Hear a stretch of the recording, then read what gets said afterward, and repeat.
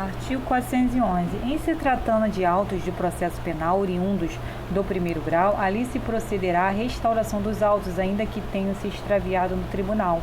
Parágrafo primeiro. Não existindo cópia autêntica ou certidão do processo, mandará o relator de ofício ou a requerimento que a Secretaria certifique o estado do processo e reproduza o que dispuser a respeito em seus registros. Parágrafo segundo. Se os autos desaparecidos se referirem a processo já distribuído, providências preliminares em matéria criminal ou a restauração em matéria civil serão presididas, sempre que possível, pelo relator sorteado anteriormente. Na impossibilidade, ou se o processo ainda não tiver sido distribuído, a representação ou a petição de restauração será distribuída na classe do feito perdido ou extraviado. Parágrafo terceiro. Se houver autos suplementares, o relator os requisitará para que neles prossiga o processo. Parágrafo 4. Se existir e for exibida cópia autêntica ou certidão do processo, será uma ou outra considerada como original para os mesmos fins. Parágrafo 5º. Na falta de autos suplementares, de cópia autenticada ou de certidão de processo criminal, o relator mandará de ofício ou a requerimento de qualquer interessado que a Secretaria certifique o estado do processo, segundo a lembrança dos servidores que eventualmente o tenham manuseado, e reproduzam o que houver a respeito em seus protocolos e registros. Parágrafo 6º.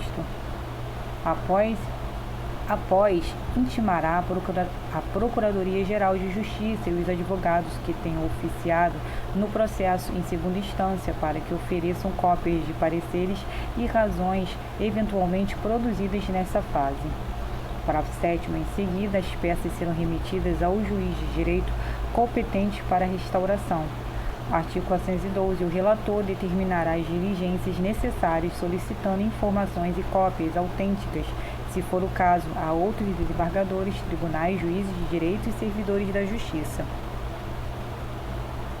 Parágrafo 1º. Se a parte concordar com a restauração na forma proposta, na inicial, lavrar-se-á o respectivo auto que, assinado pelas partes e homologado pelo juiz, suprirá o processo desaparecido. Parágrafo 2º. Se a parte não contestar ou se a concordância for parcial, observar-se-á o procedimento comum do Código de Processo Civil. Parágrafo 3º. Se a parte contestar o pedido, atender-se-á o disposto nos artigos 715 e 716 do mesmo Código. Na instrução, o relator delegará a competência ao juízo de origem para os atos que nele se tenham realizado e que sejam indispensáveis à restauração. Parágrafo 4º. Restituídos os autos ao tribunal, completar-se-ão os atos instrutórios sobre a presidência do relator.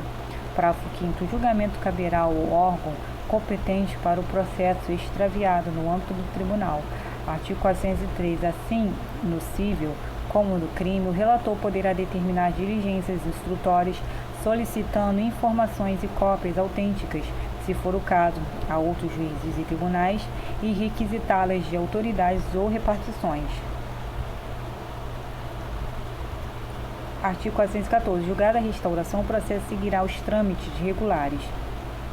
Artigo 415. O julgamento da restauração caberá ao Pleno, à Seção ou Câmaras Únicas competentes para o julgamento do processo extraviado. Artigo 416. Quem tiver dado causa, perda ou extravio responderá pelas despesas da reconstituição, sem prejuízo da responsabilidade civil ou penal em que incorrer.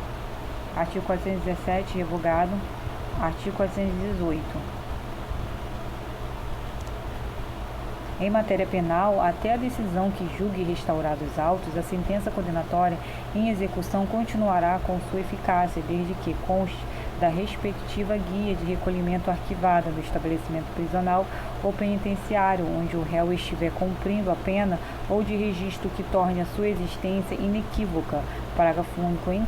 Encontrados os autos originais, neles prosseguirá o feito, apensando-se-lhes os reconstituídos ou em reconstituição.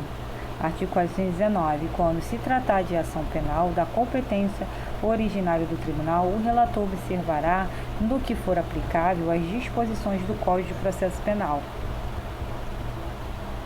Capítulo 7 da fiança.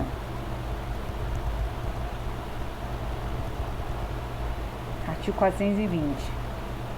O pedido de fiança nas ações penais originárias, nos recursos criminais e nos habeas corpus será apreciado pelo relator do feito. Parágrafo único. A fiança poderá ser prestada em qualquer fase do processo, enquanto não transitar em julgada a sentença condenatória. Artigo 421. Haverá na divisão judiciária um livro especial para os termos de fiança, devidamente aberto, rubricado e encerrado por seu diretor.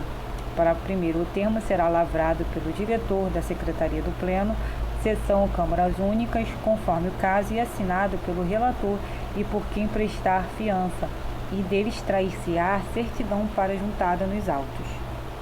Parágrafo segundo. Prestada a fiança, prestada a fiança, abrir-se-á vista à Procuradoria-Geral de Justiça para requerer o que julgar conveniente.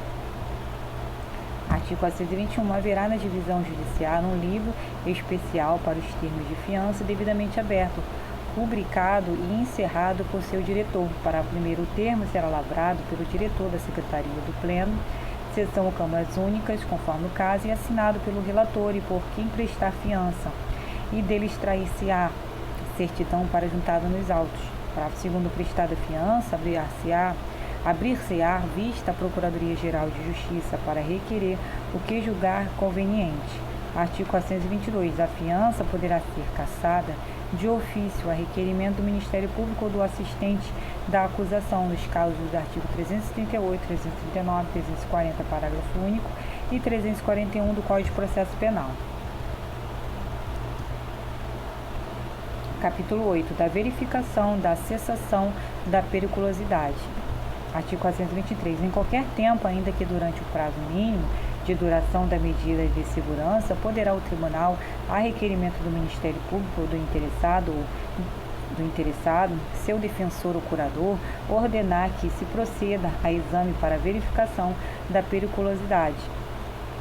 Parágrafo 1º. Designado o relator e ouvido o procurador de justiça, se a medida não tiver por ele sido requerida, o pedido será julgado na primeira sessão. Parágrafo 2º. Se a decisão que houver imposto a medida de segurança for da competência originária do tribunal, ao presidente do tribunal, como relator, incumbirá prosseguir no incidente. Parágrafo 3º. Deferido o pedido, a decisão será imediatamente comunicada ao juízo das execuções penais, para os fins indicados nos artigos 775, inciso 1, a inciso 8 e artigo 778 do Código de Processo Penal.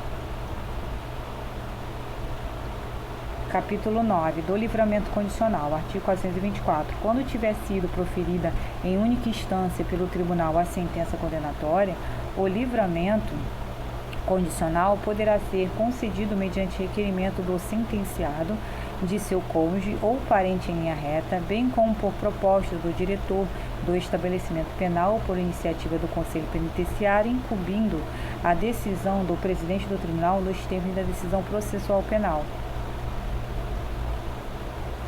Parágrafo 1º. Da decisão do presidente caberá agravo regimental para o Pleno. Parágrafo 2º. Concedido o livramento, a cerimônia solene que se refere ao artigo 723 do Código de Processo Penal será realizada sob a presidência do juiz a que competir a execução da pena.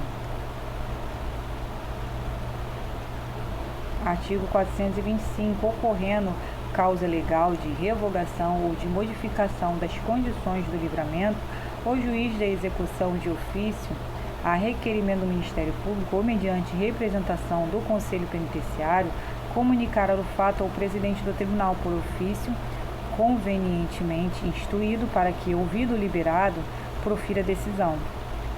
Artigo 426. Antes de qualquer decisão relativamente ao livramento condicional, o presidente do tribunal mandará acolher o parecer do Ministério Público, se ainda não houver oficiado no processo. Artigo 427. Reformada em grau de recurso a sentença denegatória de livramento condicional, os autos baixarão ao primeiro grau, a fim de que o juiz de direito determine as condições a serem postas ao liberando.